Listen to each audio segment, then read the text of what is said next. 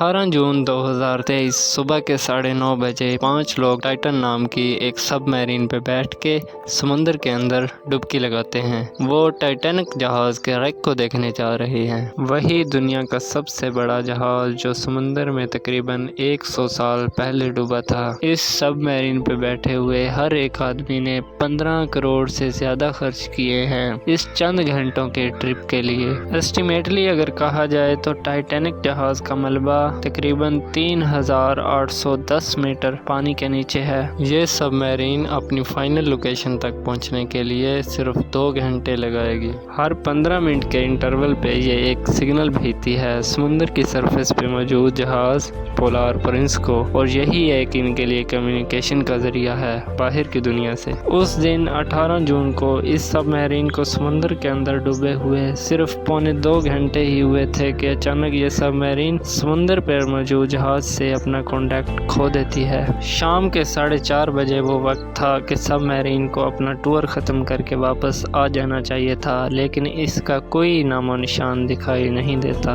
शाम के 7:10 पे पोलार प्रिंस की टीम डिसाइड करती है कि यूएस कोस्ट गार्ड को इन्फॉर्म किया जाए, और यहाँ से दोस्तों शुरू होती है एक 4 दिन लंबी चली मल्टीनेशनल खोज की। एक ज़बरदस्त रेस्क्यू ऑपरेशन होता है। इस सबमरीन को ढूंढने का हवाई जहाज, शिप्स और रोबोटिक व्हीकल्स का भी इस्तेमाल किया जाता है। हर किसी के दिमाग में बस यही सवाल, आखिर इन पैसेंजर्स के साथ क्या हुआ। इस पूरे ऑपरेशन को चलाया जा रहा था एक कंपनी ओशन गेट के द्वारा, जिनके सीईओ स्टोकन रश थे। ये एक एरोस्पेस इंजीनियर रह चुके हैं और साल 2009 में इन्होंने ओशन गेट कंपनी बनाई थी। ये एक प्राइवेट कंपनी है जिसका मकसद अमीर लोगों को डीप सी एक्सपीडिशंस करवाना टूरिज्म के तौर पर। इन्होंने टाइटैनिक के टूर्स जुलाई 2021 में ही ऑफर करने शुरू कर दिए थे। इससे पहले वो बाकी जगहों और शिपरैक्स के टूर्स करवाते थे, जैसे टाइटैनिक के अलावा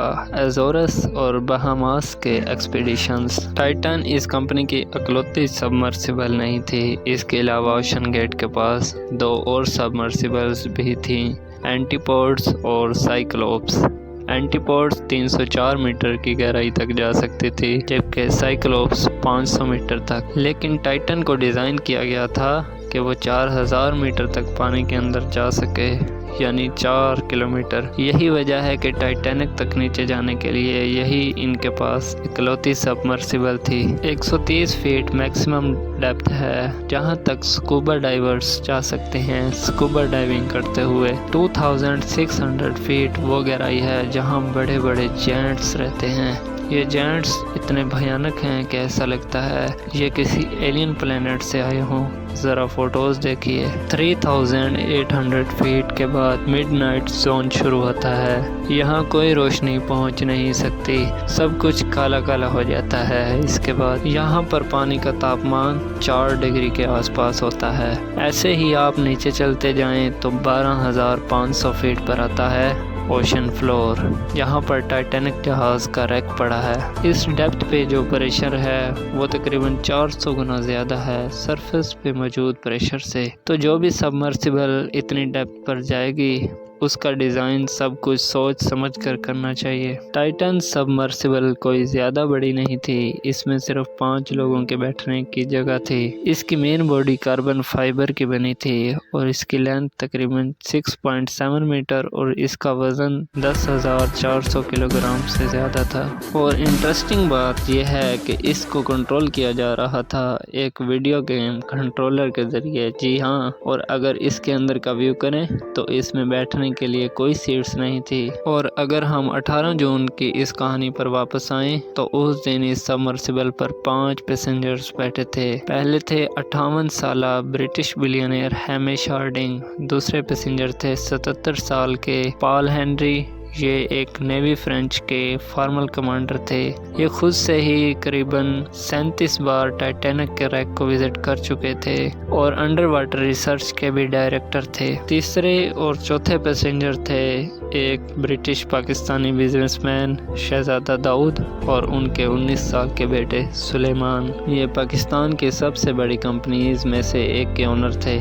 सलमान के बुआ ने यह भी बताया था कि एक्चुअली में सलमान को जाने से डर लग रहा था, लेकिन वो अपने वालिद को खुश रखने के लिए और उनको कंपनी देने के लिए उनके साथ गए। उस दिन जैसा मैंने आपको बताया कि ये सबमर्सिबल हर 15 मिनट के इंटरवल पर कम्युनिकेट कर रही थी ऊपर मौजूद जहाज से।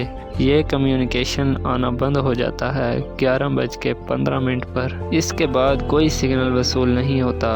इसके बावजूद भी एक्सपेक्ट किया जा रहा था कि 4:30 बजे जो टाइम था सबमर्सिबल के रिसर्फेस होने का, उस टाइम पर वो वापस आएगी। लेकिन जब 4:30 बजे टाइटन ने रिसर्फेस नहीं किया तो ऊपर मौजूद जहाज़ की टीम ने थोड़ी देर इंतज़ार करने के बाद 7:10 पर US कोस्ट गार्ड को इन्फॉर्म कर दिया। तो फिर इसके बाद शुरू होती है दोस्तों एक ज़बरदस्त race, the race against time. 96 घंटे यानी सिर्फ 4 दिन की ऑक्सीजन मौजूद थी इस टाइटन में, और अगर कोई रेस्क्यू ऑपरेशन यहाँ पर किया जा रहा था तो उनके पास सिर्फ 4 दिन का वक्त था अगर वो पैसेंजर्स को ज़िंदा ढूंढना चाहते तो। अक्सर जहाज़ों में एक इमरजेंसी लोकेटर लगाया जाता है, लेकिन इस सबमर्सिबल पर कोई ऐसा लोकेटर नहीं लगाया गया था। ऊपर से जो सर्च एरिया था वो 25,000 किलोमीटर था, और इतने बड़े एरिया में इस वैन जैसी सबमर्सिबल को ढूंढना तकरीबन नामुमकिन था।